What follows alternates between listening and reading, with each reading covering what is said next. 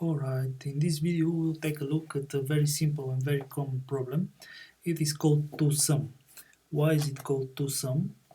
Two-sum is called because we have a target value and we have an integer array.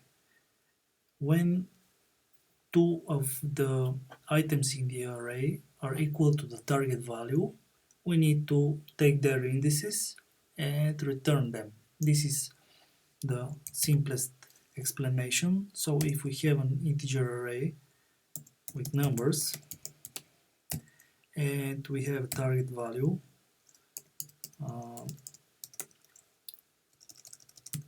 we have a target value which is, for example, 9, then we'll start iterating over the array items, and when we have a result, for example 4 and 5 will give us 9, but it might be the first occurrence which will be 3 and 6.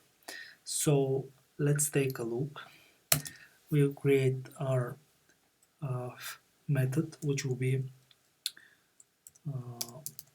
let's say that this method should return integer array, as we said, integer array, and we might call our method calculate sum. Okay, so first parameter will be integer array. Let's say we'll call it nums, and our second parameter will be the integer called target. So we'll have integer array and target value.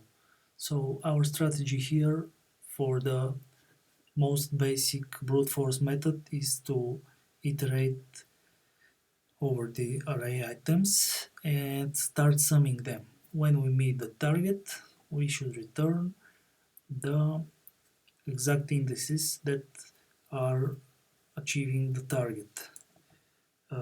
For this purpose, we'll create nested loop. Let's start with our first part, which will be I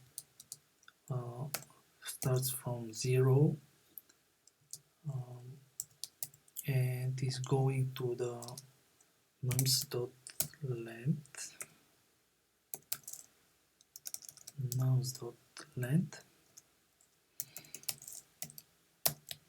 Okay, so when I is less than nums.length, iterate over. Then we have the nested part, which will be, let's say, integer j, but this time we are not starting from 0, we will start from the I index plus 1. This way we will achieve an offset. Okay, and again, when j is less than nums.length, I++. Okay, let me tidy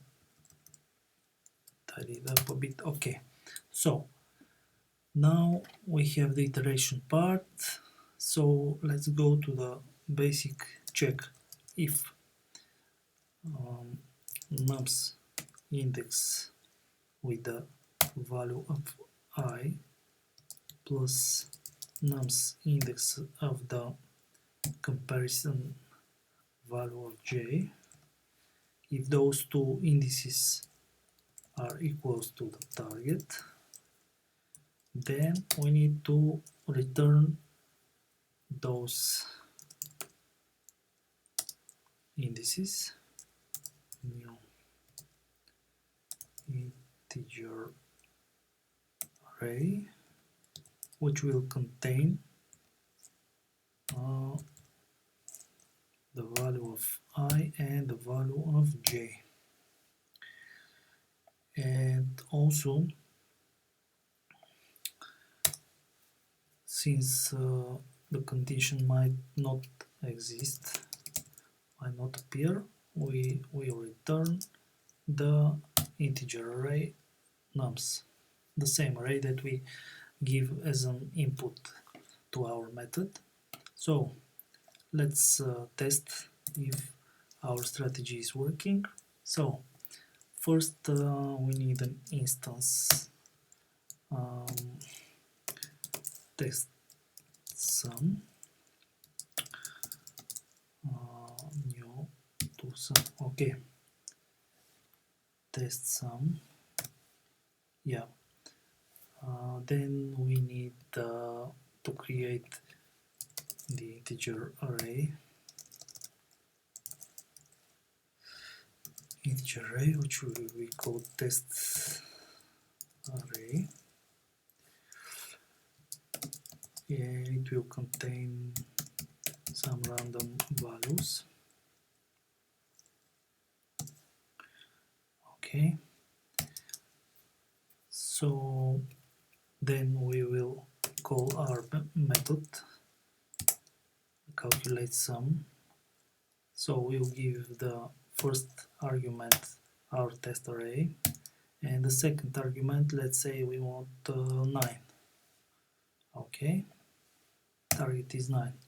If we take a look, first occurrence might be between 2 and 7, which is index 0, 1, 2, 3, 4, 5. So it's between index 1 and 5 that we expect on the output. Actually, we can store this result in a result variable, and we just want to print this variable to see if we are correct with our solution. But because this will be integer, we will parse it to string, arrays to string, and give it a result. Alright. Okay, let's run it to see if it does work.